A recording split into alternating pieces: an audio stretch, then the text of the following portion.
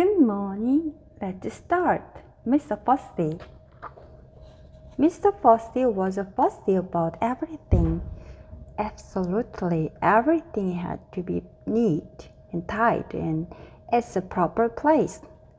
Mr. Fussy spent all day and every day rearranging his furniture and making sure the flowers grew in a straight line in his garden, and trying to find the speck of dust where there couldn't possibly be speck of dust, because he spent all his time making sure there wasn't any speck of dust.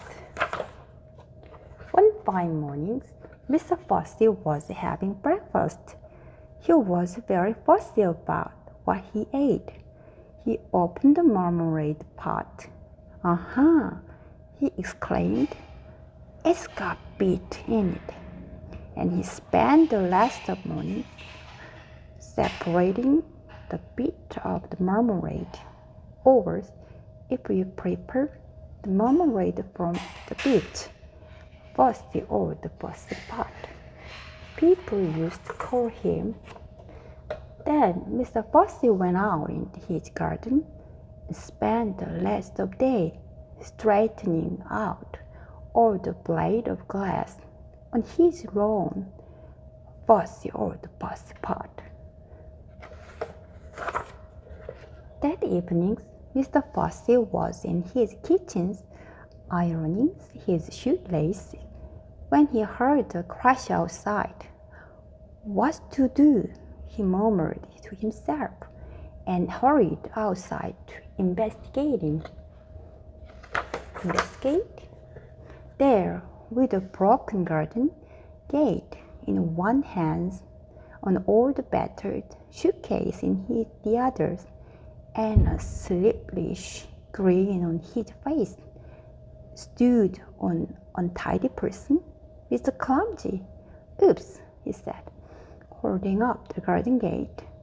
"It came off in my hands." "Who?"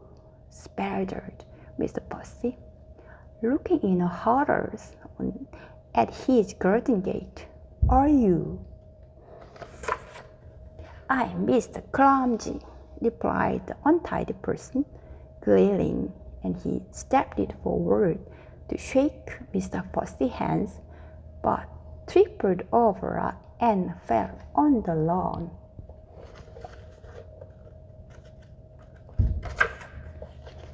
"My glass!" cried Mr. Fussy. "My straight glass! You have bent it!" And he got down on his hands and knees and started straightening the glass. "But who are you?" he asked over his shoulders. "And why are you here?" "I'm your cousin," replied Miss Clumsy. "Your long-lost cousin from Australia. I have come to visit." "Aren't you pleased to see me?" continued Miss Clumsy cheerfully, knocking over flowers or two as he got up, picked up his suitcase, knocking over another flowers or two or three. Mr. Fussy, quiet, absolutely, wasn't pleased to see him. "You'd better come in," he muttered. "I say," remarked Mr. Clumsy, looking through the front doors of Mr. Fussy's house. "I say, what a neat little place you have got here." And he stepped inside and tripped over his shoelaces. He opened doors and knocked over chairs and dropped his suitcase and fell in on untidy heaps on the floor. "Oops," he said. Mr. Fussy shut his eyes and heaved a sigh and groaned slightly to himself.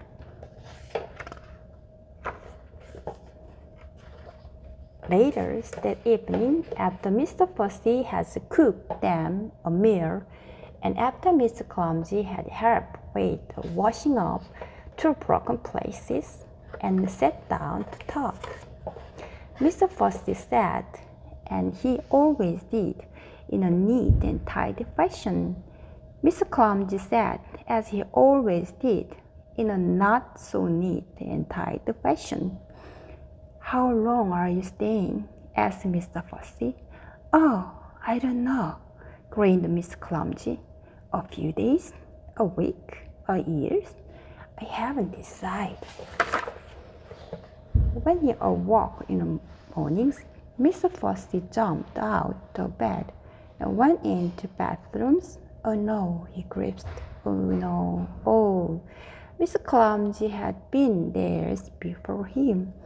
The towel lay in a heap on the floors. The bath was full of waters. There were pools of waters all over the bathroom, floors, and half a tube of toothpaste. What a mess! Mr. Fussy made it all neat and tidy as quickly as he could. Mr. Fussy hurried downstairs. "Morning," said his cousin cheerfully. "I've cooked you breakfast. Sit down." There was awful mess everywhere. "Oh, there we are," said Mr. Clumsy, carrying a plate of broken fried eggs, toward the table's breakfast. And then he tripped over those shoelaces of his, and then the egg flew through the air, and then they landed all over Mr. Fussy. "Sticky, greasy, yellow fried eggs. Oops," said Miss Clumsy. After years, Mr. Fussy's house didn't look like Mr. Fussy's house anymore at all. But after 2 weeks, Mr. Clumsy decided to move on. "Thank you for having me," he said to Mr. Fussy. "It was very nice to see you," replied Mr. Fussy politely. But what he was thinking was, "It's very nice to see you going." "Cerito," said Miss Clumsy, and off he went with his battered old suitcase. "Goodbye," called Mr. Fussy, really meaning good riddance. Then Mr. Fussy fussed about round his house as he'd never fussed before. Fussy all the fuss part, polishing and mending and repairing and straightening and sort out and cleaning and bring everything back exactly as it had been before Mr. Clumsy had come to stay. He even dusted the flower in the garden. That evening, Mr. Fussy was in his kitchen polishing eggs when he heard a crash outside. "Oh no," he groaned. "Not Mr. Clumsy back again. It can't be. It must be. It isn't." And it wasn't. It was somebody else. Somebody who had just walked straight through the Mr. Fussy garden gate. Somebody who can't help having a little accident. Somebody you may have met before. "Hello," smiled Mr. Bump. "I've come to visit." Oh my God, another shot. Thank you.